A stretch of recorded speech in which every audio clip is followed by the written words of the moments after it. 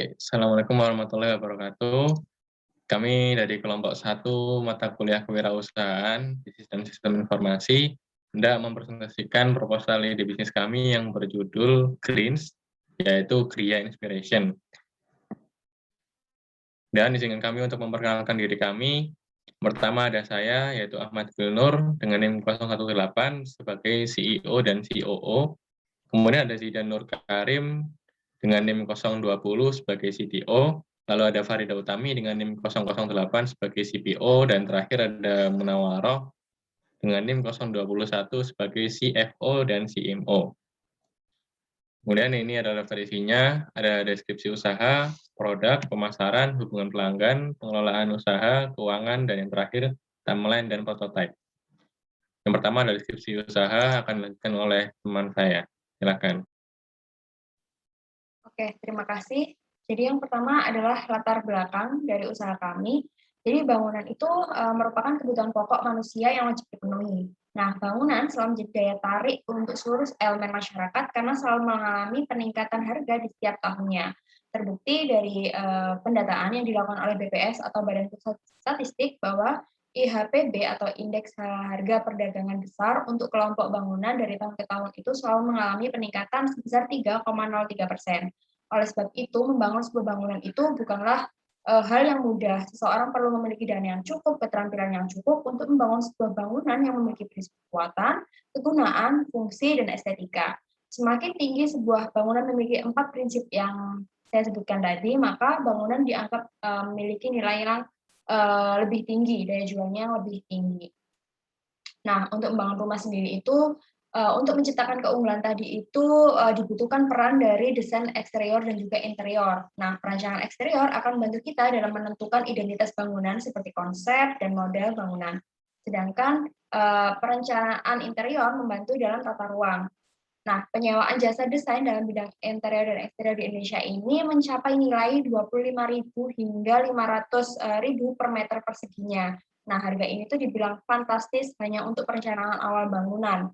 Membuat jasa ini itu juga semakin diminati oleh kalangan menengah ke atas. Lanjut. Nah, kemudian kami punya solusi, yaitu adanya GREENS atau Gria Inspiration sebagai platform digital dalam bidang desain bangunan. Yang pertama, dengan adanya GREENS ini, siapapun bebas mencari inspirasi rancangan bangunan. Kedua, desainer eksterior dan interior memiliki platform untuk membagikan dan mempublikasikan karyanya. Kemudian yang ketiga itu adalah memberi ruang bagi desainer dan juga konsumen untuk saling terhubung dan saling menguntungkan. Lanjut. Baik, selanjutnya akan saya jelaskan mengenai noble purpose dari kami. Yang pertama, bagi para desainer, jadi sasaran pengguna kami ada dua, yaitu desainer dan masyarakat. Pertama, bagi desainer adalah adanya wadah bagi desainer-desainer di Indonesia yang tidak kalah berbakat dengan desain di luar negeri. Jadi, sejauh yang kami tahu saat ini, Indonesia tidak kekurangan desainer-desainer yang sebenarnya berbakat dan memiliki keahlian yang baik untuk mendesain bangunan. Namun, desainer-desainer ini seringkali tidak memiliki wadah untuk merepresentasikan karya mereka ke masyarakat, sehingga mereka seringkali hanya mendapat klien dari kenalan, juga saling bersaing antara agensi.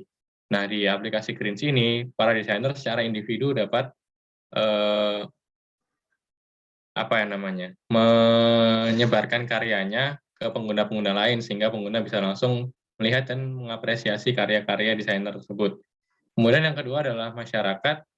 Jadi selain desainer, tentu saja kita juga akan menyasar target masyarakat biasa. Jadi membantu masyarakat yang membutuhkan desainer bangunan, serta meningkatkan kesadaran masyarakat terhadap desain di bangunan di Indonesia. Jadi sebenarnya mirip dengan masalah di desainer tadi, masyarakat juga sebenarnya agak kesulitan dalam mencari desainer untuk bangunan mereka jika mereka hendak membangun sesuatu. Namun biasanya mereka juga mendapatkan dari kenalan atau mencari agensi. Nah, di sini masyarakat juga dapat secara langsung menghubungi desainer yang mereka suka dari konten-konten yang sudah diupload oleh desainer tersebut. Ini juga dapat meningkatkan kesadaran masyarakat sendiri bahwa desainer-desainer bangunan di Indonesia tidak kalah berbakat dan sebenarnya juga banyak memiliki keahlian di bidangnya. Kemudian untuk mencapai noble purpose tadi, kami memiliki 5 kiat. Yang pertama adalah memberi kesempatan pada desainer untuk menampilkan karyanya, mendapat apresiasi dan menawarkan jasa. Jadi dalam green study, desainer tidak dibatasi untuk menampilkan karyanya atau mengupload konten-konten yang mereka mau, tentunya terkait desain bangunan. Kemudian mereka juga dapat dihubungi oleh pengguna yang premium untuk menawarkan jasa mereka atau membuat kesepakatan di luar aplikasi. Kemudian yang kedua adalah memastikan kredibilitas desainer dengan mengevaluasi dokumen calon desainer. Jadi walaupun desainer tadi dibebaskan dalam mengupload dan juga menampilkan karya, kami tidak secara bebas atau membebaskan semua orang untuk menjadi desainer. Kami harus memfilter para pengguna yang hendak menjadi desainer dengan cara mengevaluasi apakah mereka benar-benar reliable,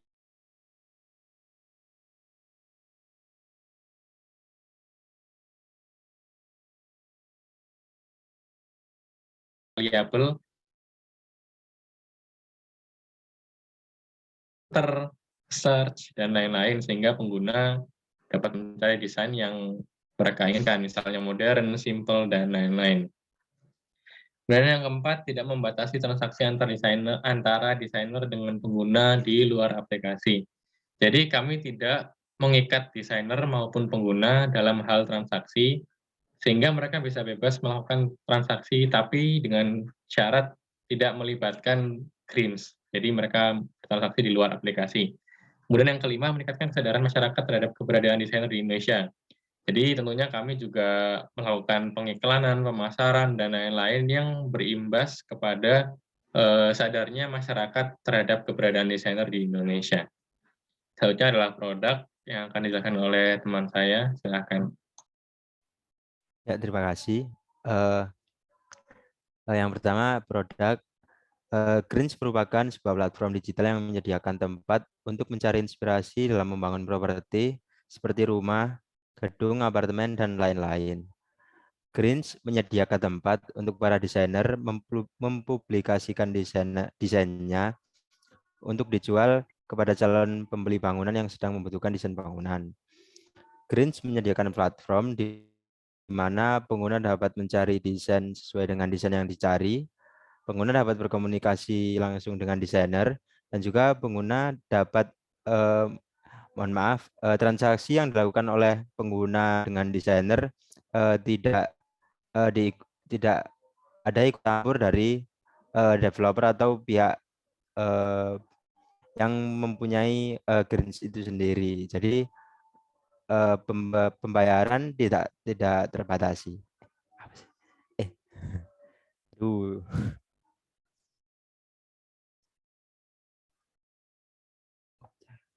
Halo, halo.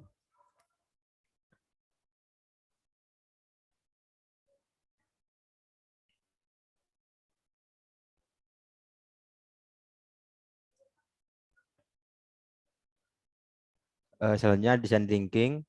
Jadi tidak adanya tempat untuk mencari desainer menjadikan masyarakat lebih mencari desainer melalui kenalan. Hal tersebut menjadikan harga yang diberikan tidak sesuai dengan semestinya. Oleh sebab itu, Green Inspiration atau Greens dibuat agar masyarakat dapat mencari tempat inspirasi desain dan juga desainer mendapatkan harga dari jasa desain dengan semestinya. Next.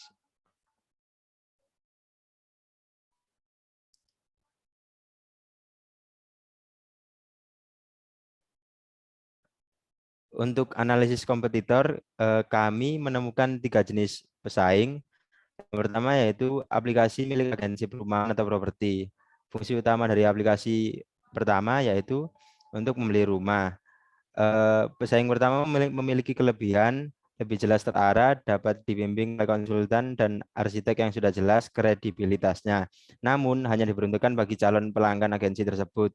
Tujuan utamanya adalah pembelian rumah atau desain. Lalu pada pesaing kedua yaitu aplikasi untuk mencari inspirasi seperti Pinterest, Pixabay, dan semacamnya.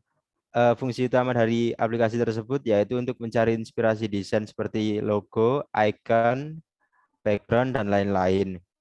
Kelebihan dari aplikasi tersebut banyak pilihan, sudah cukup umum di masyarakat, algoritma sudah canggih. Namun kekurangannya yaitu bukan aplikasi khusus desain bangunan. Uploader belum tentu desainer yang sesungguhnya. Lalu yang ketiga yaitu aplikasi dengan desain arsitektur seperti houseplan.com itu dan lain-lain. Fungsi utama dari aplikasi tersebut yaitu untuk mencari dan pembelian desain bangunan. Aplikasi tersebut memiliki kelebihan yaitu aplikasi sudah lengkap, ada perhitungan arsitektur, jumlah desain yang ditawarkan banyak dan dibuat oleh desainer yang dipekerjakan khusus. Namun aplikasi tersebut memiliki kekurangan juga yaitu tujuan utama dari aplikasi adalah pembelian desain, sehingga interaksi antara desainer dan konsumen hampir tidak ada atau bahkan tidak ada. Tidak ada cara untuk mendaftar sebagai desainer kecuali bekerja secara penuh pada aplikasi. Next.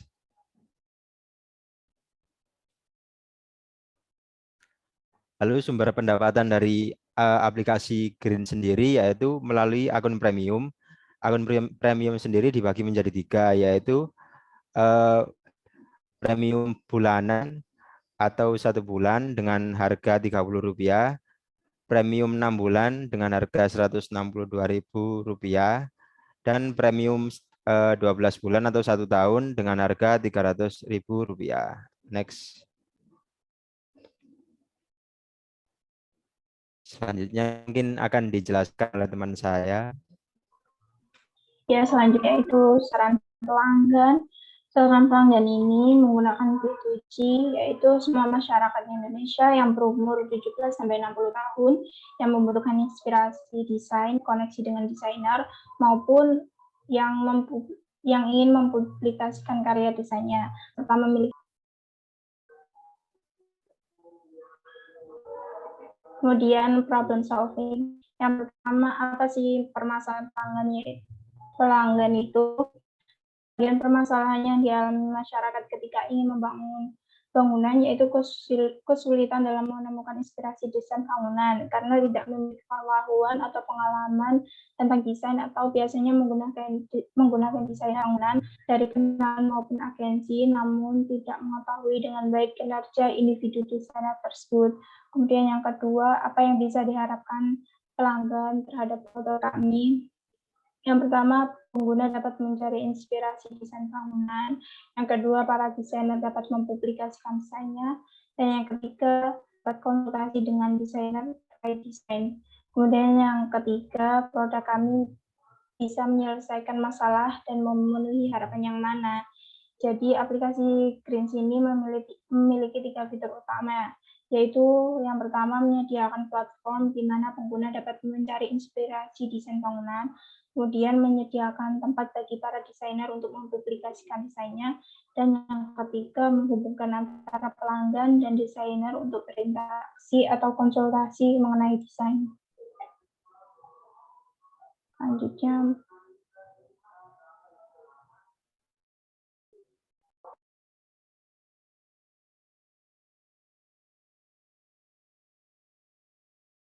Ya, selanjutnya pada bab 3 terdapat struktur model bisnis.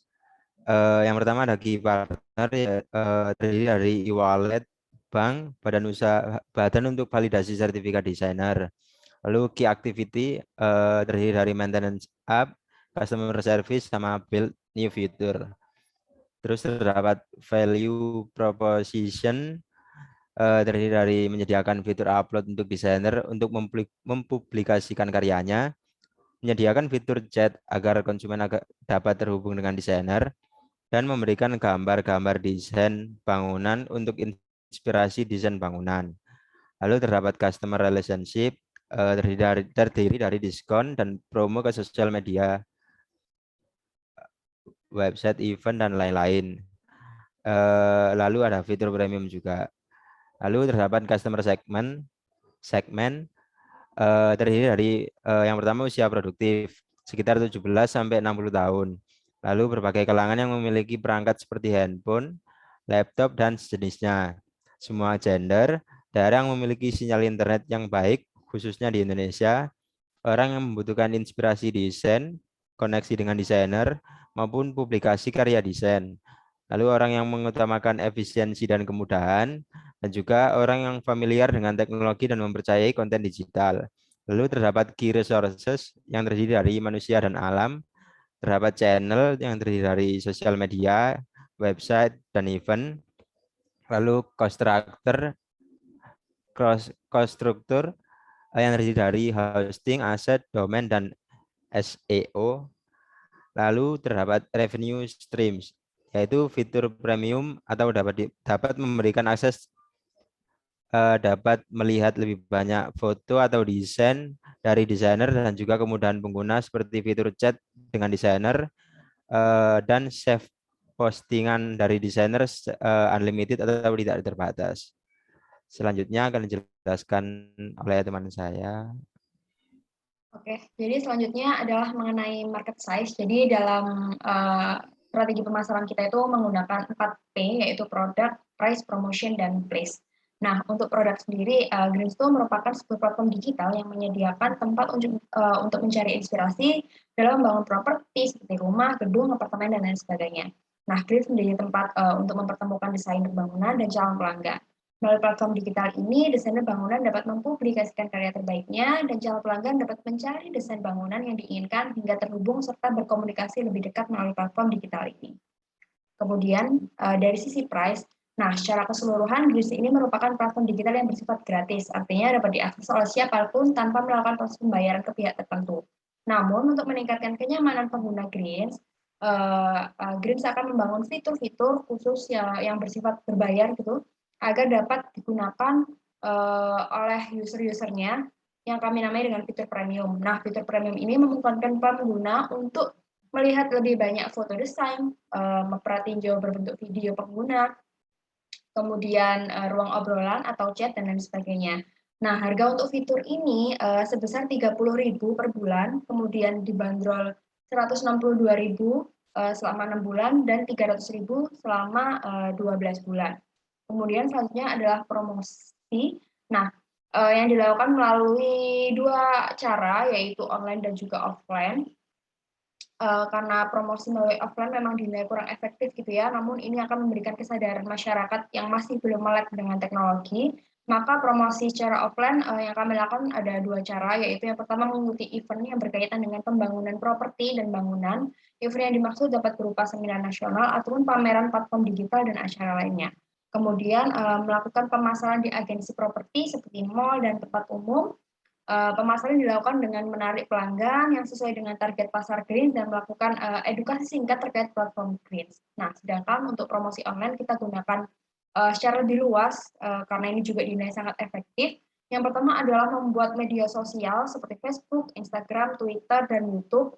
Kemudian yang kedua adalah menerapkan digital ads seperti Google Ads, Facebook Ads, Instagram, dan lain sebagainya.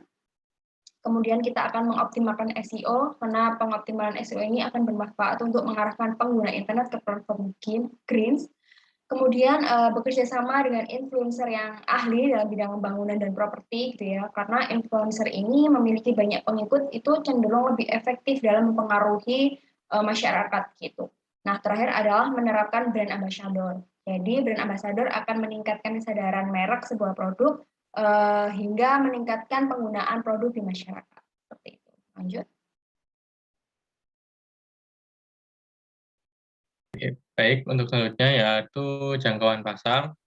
Jadi seperti yang sudah diceritakan sebelumnya, pasar kami adalah pasar B2C atau business to customer, yang artinya kami akan menarget langsung ke pengguna end user atau langsung ke customer tanpa melewati bisnis-bisnis lain. Nah, targetnya adalah seluruh masyarakat Indonesia yang berumur 17-60 tahun dan membutuhkan inspirasi desain, koneksi dengan desainer maupun seorang desainer serta paham teknologi. Namun, jangkauan pasar kami mungkin bisa jadi lebih luas pada nantinya. Bisa jadi nanti akan jadi B2B dan lain-lainnya, tergantung dengan situasi dan kondisi yang akan datang. Setelah itu untuk mitra, Jadi untuk beberapa mitra atau pihak-pihak yang kami bayangkan akan terlibat dengan jalannya produk kami, ada 3 sejauh ini. Yang pertama adalah bank untuk transaksi. Jadi untuk pembelian premium tadi, kami akan bekerja sama dengan bank atau sejenisnya, sehingga memudahkan pengguna. Kemudian untuk yang kedua adalah platform e-wallet. Nah, platform e-wallet ini, saat ini orang-orang sudah menggunakan e-wallet untuk berbagai keperluan. Jadi kami berpikir untuk juga meng-guide mitra e-wallet untuk memudahkan khususnya untuk pembelian premium. Namun belum tahu nanti mungkin ada kegunaan-kegunaan lainnya. Kemudian untuk yang ketiga adalah pihak atau lembaga tertentu untuk pengecekan sertifikat desainer. Jadi pada Noble Purpose tadi sudah dikatakan bahwa kami akan mengevaluasi dokumen-dokumen calon desainer, sehingga desainer-desainer yang ada pada aplikasi kami adalah desainer yang kredibilitasnya tinggi, atau konten-kontennya konten-kontennya reliable untuk dikonsumsi para pengguna. Jadi kami nantinya mungkin membutuhkan pihak, tim, atau lembaga tertentu yang khusus untuk mengecek sertifikat atau keabsahan dan keaslian sertifikat desainer. Kemudian untuk rencana wilayah target pasar, karena aplikasi kami adalah aplikasi online berupa perangkat lunak, sehingga semua orang sebenarnya bisa menggunakannya nanti. Pada tahap awal kami berencana untuk membuat website dan dilanjutkan untuk membuat aplikasi mobile, sehingga kami berencana menarget pasar di Indonesia, seluruh rakyat Indonesia seharusnya nantinya dapat menggunakannya jika memiliki koneksi internet. Namun jika nanti perkembangan dari aplikasi ini cukup baik, kami berencana juga menyasar target global. Namun pada tahap awal ini, fitur-fitur kami akan kami target untuk pengguna di Indonesia, sehingga mungkin saja ada fitur-fitur yang menyesuaikan kebiasaan orang Indonesia dan sebagainya. Dan selanjutnya, oleh teman kaya. Selanjutnya yaitu bagaimana konsumen mencari produk kami. Yang pertama bisa melalui event. Event yang dimaksud yaitu dapat berupa seminar, pameran platform digital, dan acara-acara lainnya. Dengan event ini memungkinkan pelanggan mengetahui produk kami. Kemudian yang kedua ada word of mouth, yaitu disampaikan dari mulut ke mulut, yang kami lakukan mulai dari agensi, properti, mall, dan tempat umum lainnya untuk menarik pelanggan yang sesuai dengan target pasar Greens dan melakukan edukasi singkat terkait platform kami. Kemudian untuk online kami yang pertama yaitu melalui sosial media. Sosial media ini bisa ditemukan di Facebook, Instagram, Twitter, TikTok, maupun YouTube. Karena iklan di media sosial bisa efektif menjangkau target pasar serta konsumen karena memiliki jumlah pengguna yang besar dan paling banyak diakses di Indonesia, sehingga akan lebih mudah untuk calon konsumen mengetahui produk kita. Kemudian yang selanjutnya yaitu bisa ditemui di website, yaitu dengan memasang iklan melalui website, terutama untuk website dengan tingkat kunjungan yang tinggi, seperti situs portal berita ternama misalnya, karena dengan iklan ini akan relatif mudah menyasar target pasar yang ditentukan dalam promosi. Next.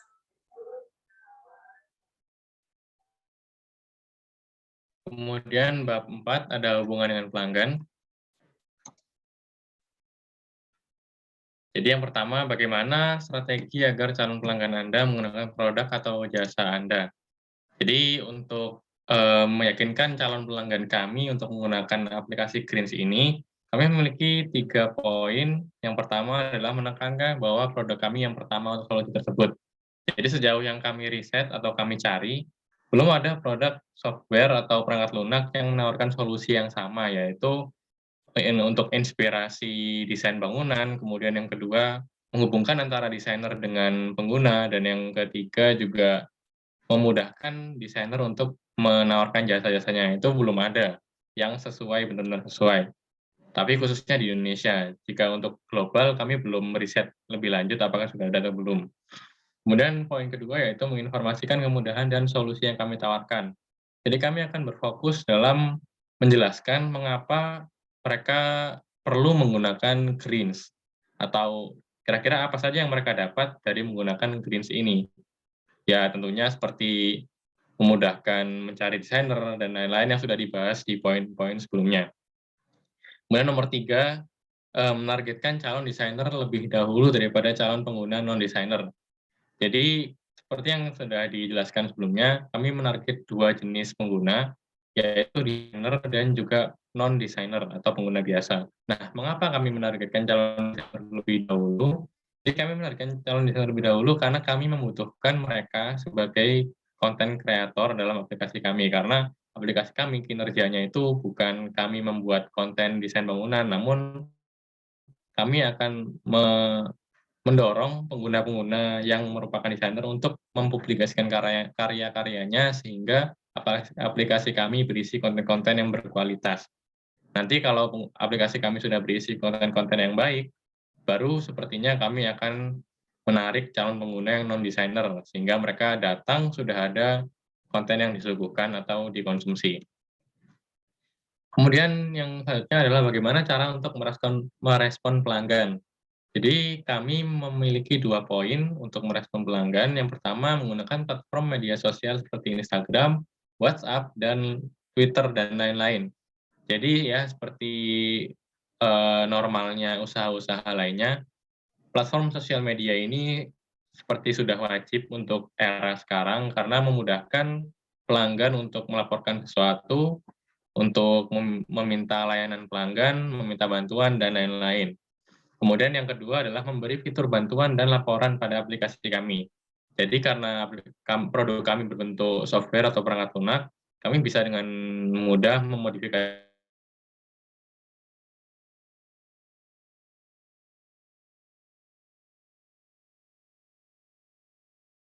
jika ada bug atau kerusakan pada aplikasi, atau contohnya ada pengguna-pengguna lain yang melakukan tindakan curang, dan lain-lain, bisa langsung melaporkannya dari dalam aplikasi.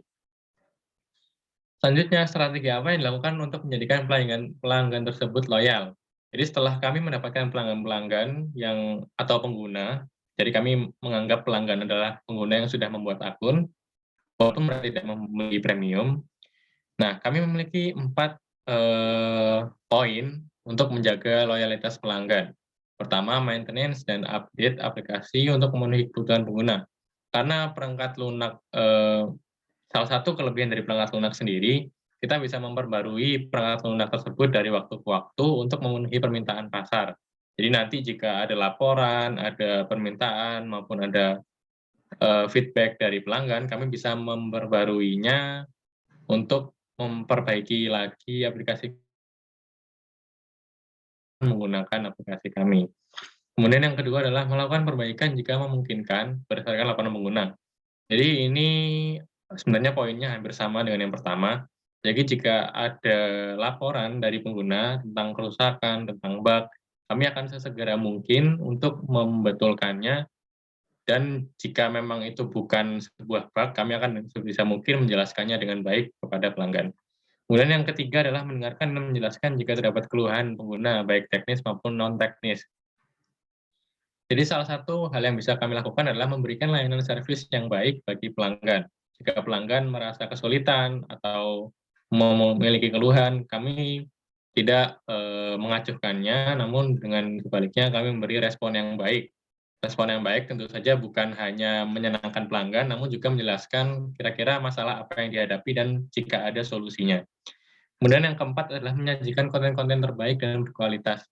Jadi kami akan berusaha menggait desainer-desainer yang kalau bisa kontennya berkualitas. Jadi desainer yang terkenal, desainer yang memang sudah veteran, dan lain-lain, sehingga pengguna yang masuk ke aplikasi kami tidak merasa kecewa dengan konten-konten yang kami sajikan, sehingga mereka akan terus kembali dan semakin percaya dengan aplikasi kami.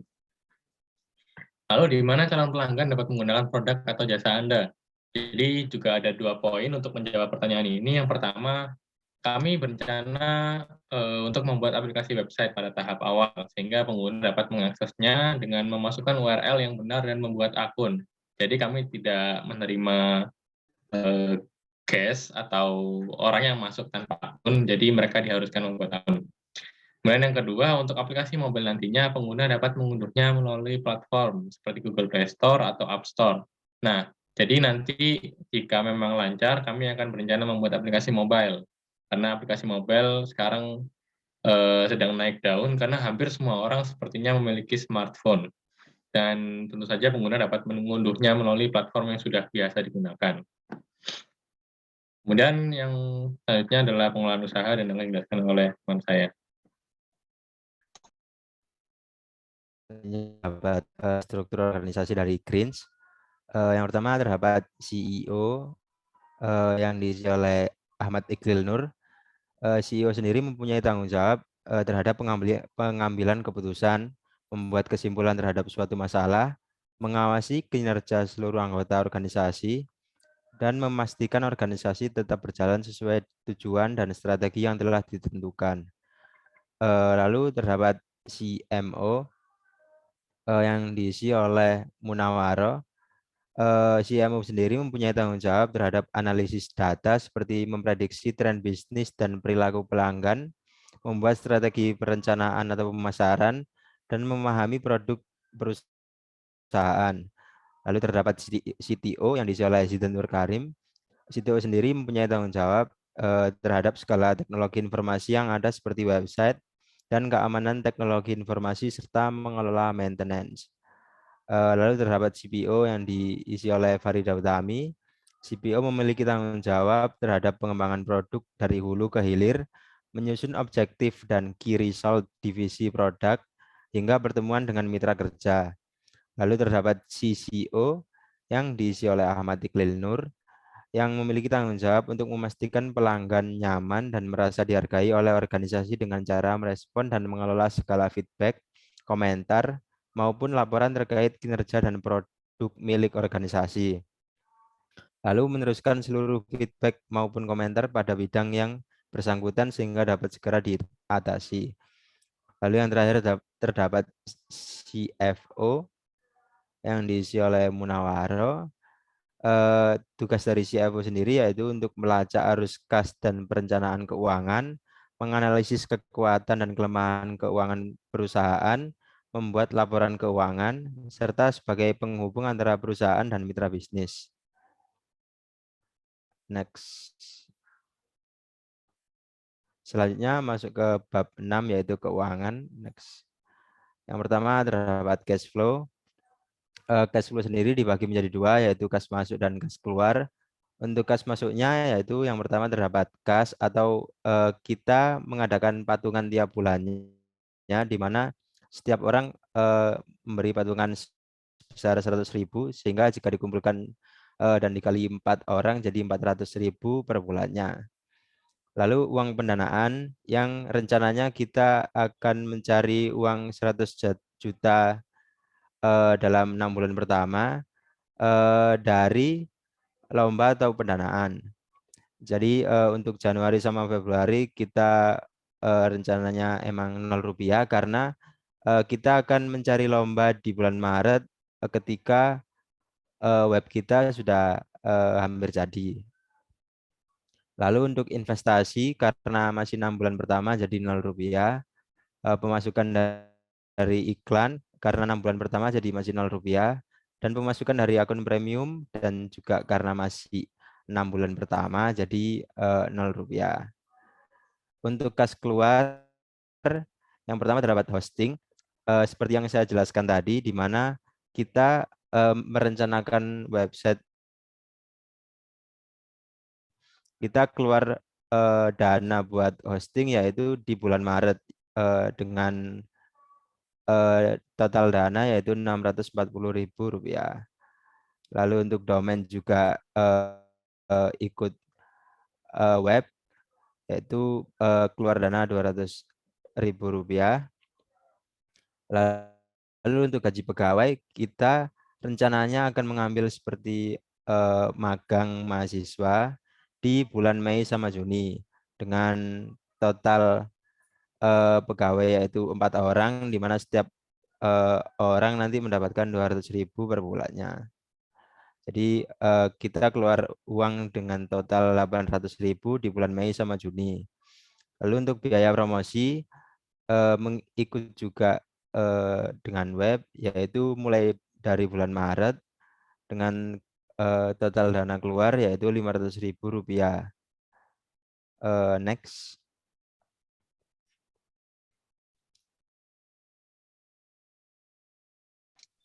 Baik, untuk selanjutnya adalah total ketersediaan dan kebutuhan dana pengembangan. Jadi di sini akan dibeberkan atau dijabarkan apa saja kebutuhan yang kami butuhkan sebelum kami bisa launching, kebutuhannya seperti itu. Jadi bukan kebutuhan secara continuous. Jadi di sini ada dua kebutuhan yang utama. Yang pertama adalah website dan kemudian gaji. Yang pertama untuk website ada dua bahan atau dua item yang perlu kami cukupi, yaitu hosting dan domain. Jadi seperti yang sudah dijelaskan sebelumnya, hosting ini akan kami beli atau sewa secara per bulan dengan kuantitas 12. Jadi kami sewa selama 1 tahun dengan nilai harga Rp640.000 kurang lebih. Namun hanya masih perkiraan. Kemudian untuk domain sendiri juga bersama dengan hosting. Kami akan menyewanya selama 12 bulan dengan satuan per bulan dengan harga total Rp200.000 untuk 1 tahun. Jadi untuk website sendiri kami akan mengeluarkan Rp840.000. Kemudian untuk gaji sendiri kami membutuhkan pegawai selama 2 bulan, pada 2 bulan terakhir di 6 bulan pertama. Dan kami saat ini belum memiliki pegawai, namun nantinya kami akan membutuhkan sekitar 4 pegawai atau untuk membayar 4 orang. Dengan per bulannya itu Rp200.000, sehingga untuk 2 bulan maka 4 orang ini akan menghabiskan Rp1.600.000. Namun ini hanya masih perkiraan, kami belum tahu apakah akan menghabiskan uang sebenarnya itu atau tidak. Kemudian untuk thumbnail dan prototype akan dijelaskan oleh teman saya. Oke, terima kasih. Jadi selanjutnya adalah prototype. Jadi selanjutnya adalah mengenai timeline dari usaha kami. Jadi yang pertama adalah kita akan melakukan riset. Jadi sebelum kita melakukan riset itu, kita sebelumnya sudah punya fitur dasar. Jadi yang memang akan kami bawa di usaha ini sudah kami list gitu. Kemudian kita akan melakukan riset yang akan berjalan pada bulan Januari. Yang pertama itu kita akan membuat rencana riset terlebih dahulu. Dilanjutkan dengan melakukan interview ke calon pengguna seperti ke desainer ataupun peminat dalam desain interior dan juga eksterior. Kemudian kita akan menyimpulkan hasil dari riset tersebut. Nah, selanjutnya adalah mengembangkan produk dan fitur. Akan dilakukan juga pada bulan Januari. Jadi setelah kita membuat riset dan kita juga sudah memiliki fitur awal, selanjutnya adalah menentukan fitur yang akan dibangun dari riset tersebut. Kemudian membuat urutan prioritas fitur, dan selanjutnya adalah membuat requirement dokumen. Selanjutnya adalah kegiatan ketiga, menyusun proses bisnis yang akan berjalan pada bulan Februari secara kompleks. Kemudian yang keempat adalah membuat use case dan skenario dari fitur-fitur yang memang kita sudah tentukan, akan berjalan pada bulan Februari juga. Kemudian membuat wireframe dan juga prototype yang akan berjalan pada bulan Februari juga. Dari kegiatan yang kelima ini kita akan membuat wireframe terlebih dahulu dari fitur-fitur yang akan kami bawa, yang akan kami development ke usaha kami, kemudian membuat prototipenya hingga melakukan desain kritik, di mana engineer dan juga desainer akan dipertemukan dan mereka akan nge-brainstorming bersama-sama terkait wireframe dan prototipe yang sudah dibuat. Kemudian selanjutnya adalah keenam, membangun website yang dilakukan oleh divisi teknologi gitu. Akan dilakukan pada bulan Maret. Yang pertama adalah akan menyiapkan user story yang akan dikerjakan oleh engineer dan juga mengerjakan pembangunan website. Untuk kegiatan 6 ini cenderung lama, oleh karena itu kita mengalokasikan di 2 bulan, yaitu Maret dan juga April. Kemudian kegiatan ketujuh yaitu menguji website. Jadi untuk website yang sudah di development, selanjutnya kita uji, kita review setiap UI UX dari produk dan fiturnya. Kemudian kita juga menguji fungsional dari setiap website tersebut, bagaimana aliran datanya, apakah sudah sesuai apa belum, dan fungsional lainnya yang akan berjalan pada bulan Mei.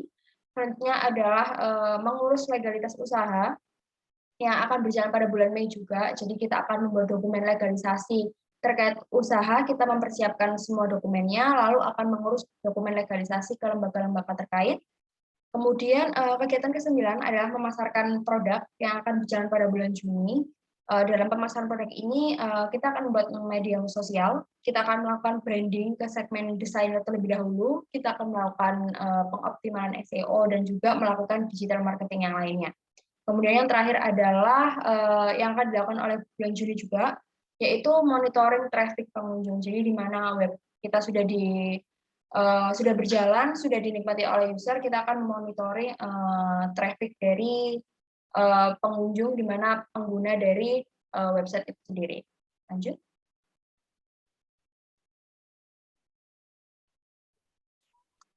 Selanjutnya yaitu prototype dari aplikasi kami nantinya. Yang pertama ada halaman login. Di sini halaman ini nantinya user akan mengisi email dan password. Kemudian jika user masih belum memiliki akun, maka user bisa mengarahkan dengan mengklik tombol sign up pada bawah untuk registrasi. Kemudian pada halaman sign up, user diharapkan untuk mengisi full name, username, email, nomor telepon, password untuk mendaftarkan akun. Next.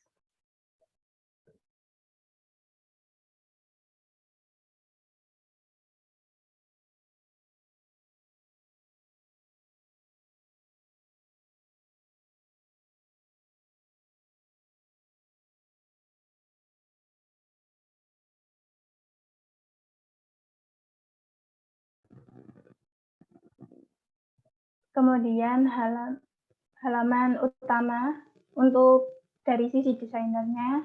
Di halaman ini terdapat menu sidebar yang terdiri dari menu home, my post, collection, trust, dan list follow designer. Selain itu terdapat juga menu navbar yang terdiri dari kolom search, menu notification, help, setting, profile, dan tombol new post untuk halaman designer.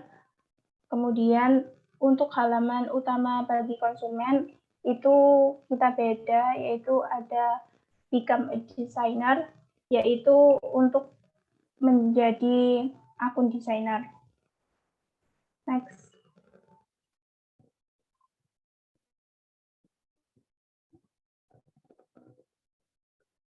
Kemudian halaman explore. Halaman ini berisi rekomendasi desain, namun kita juga dapat memfilter untuk mencari desain bangunan sendiri, yaitu seperti desain modern, desain interior, dan lain-lain. Selain itu, kita juga dapat mencari lewat kolom search untuk mencari inspirasi bangunan yang lainnya. Kemudian, halaman My Post atau Feed Designer. Di halaman ini merupakan halaman yang berisi desain-desain yang telah diupload oleh desainer dalam bentuk feed. Pada halaman ini juga ditunjukkan berapa jumlah post yang telah diupload oleh desainer, jumlah followers, dan jumlah following. Next.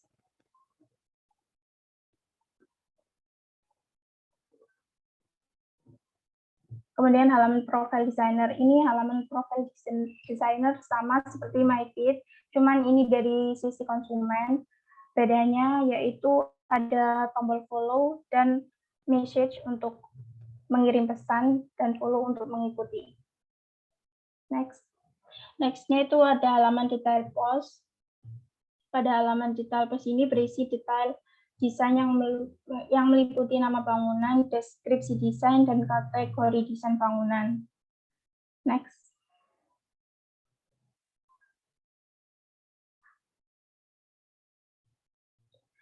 Kemudian halaman upload. Pada halaman ini digunakan desainer untuk mengupload desain mereka. Untuk mengupload, desainer harus menyertakan foto desain, nama, deskripsi, dan kategori desain. Setelah itu, desainer bisa tekan tombol post untuk mengupload desain atau tekan tombol cancel untuk membatalkan. Kemudian, halaman konsultasi atau chatting ini terdapat pada bagian sisi kanan bawah home. Di halaman ini terdapat pada bagian untuk konsultasi, disediakan room chat yang terdiri dari beberapa desainer yang kemudian bisa digunakan pengguna untuk mengirimkan pesan. Pesan yang dikirimkan juga dapat berupa dalam bentuk teks, gambar, maupun voice note. Next. Dan terakhir yaitu halaman collection. Halaman ini merupakan halaman yang berisi koleksi pengguna atau desain yang telah disimpan pengguna yang bisa diatur sendiri ke dalam kategori yang diinginkan, seperti kategori modern house, minimalis, family house, dan lain-lain.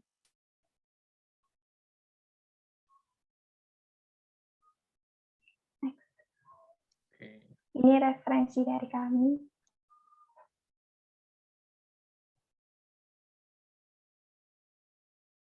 Oke, jadi yang terakhir adalah quotes dari kelompok kami, yaitu dari Ken Poirot.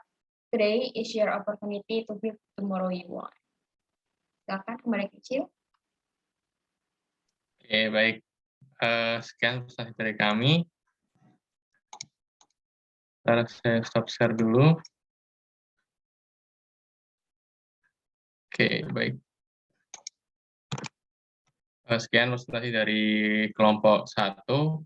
Kurang lebihnya mohon maaf. Wassalamualaikum warahmatullahi wabarakatuh. Waalaikumsalam.